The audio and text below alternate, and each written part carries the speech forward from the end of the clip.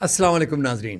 پچھلے pod cost میں ہم نے فیض احمد فیض کا وہ کلام پیش کیا تھا جو عہد حاضر کے مسائل پر صادق آتا ہے. ہم اسی سلسلے میں تذکرہ کر رہے ہیں پاکستان کی تاریخ کے ان معتبر شعراء کا جن کی وسعت سوچ، دور اندیشی، مستقبل کی پیش بینی نے انہیں امر کر دیا.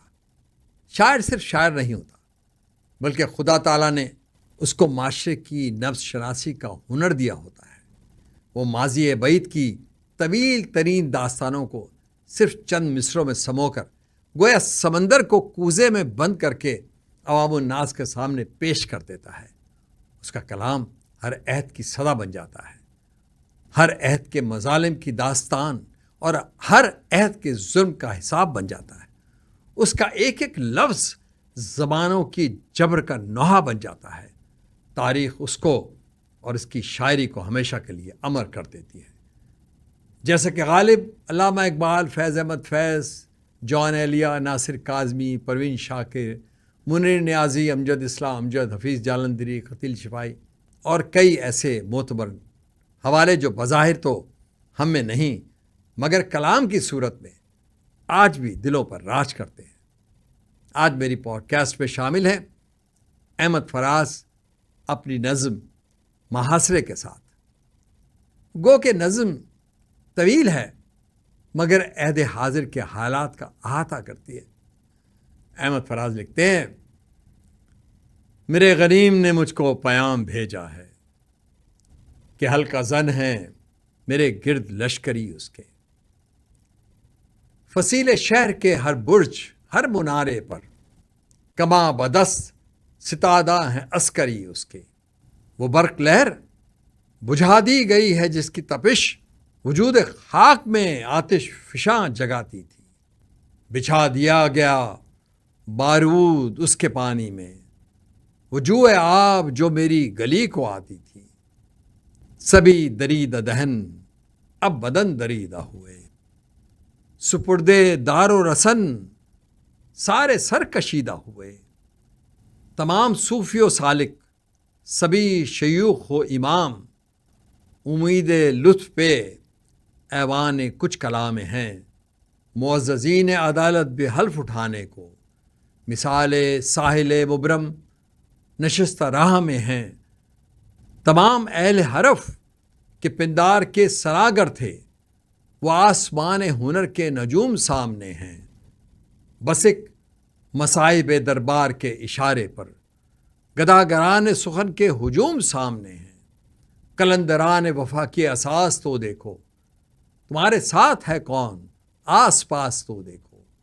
سو شرط یہ ہے جو جاں کے اما چاہتے ہو تو اپنے لوح و قلم قتل گاہ میں رکھ دو، مگرنہ اب کے نشانہ کمانداروں کا بس ایک تم ہو، سو غیرت کو راہ میں رکھ دو.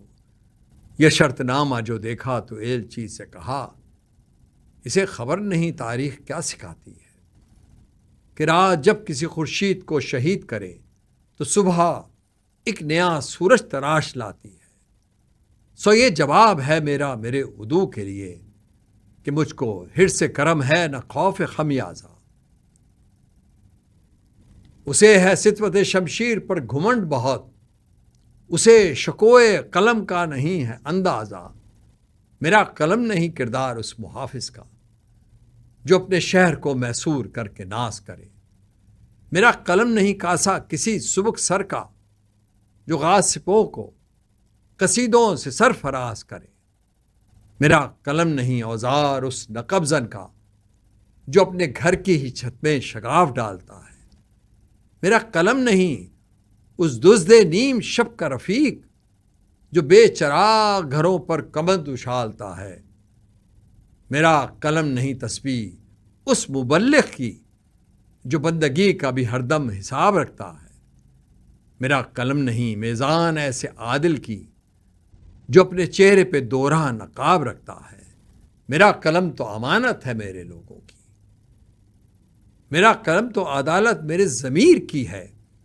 اسی لیے تو جو لکھا تپا کے جان سے لکھا، جبھی تو لوچ کما کا زبان تیر کی ہے.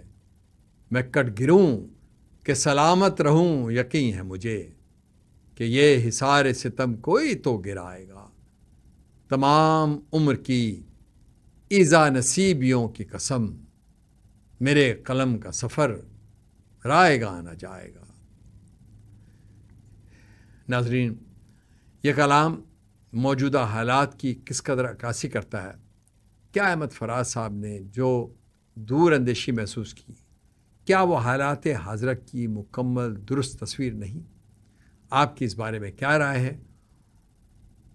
امید ہے کہ آپ کو میرا یہ پوڈ کاسٹ پسند آیا ہوگا۔ میں ہوں باسط جلیلی ہیوسٹن امریکہ سے۔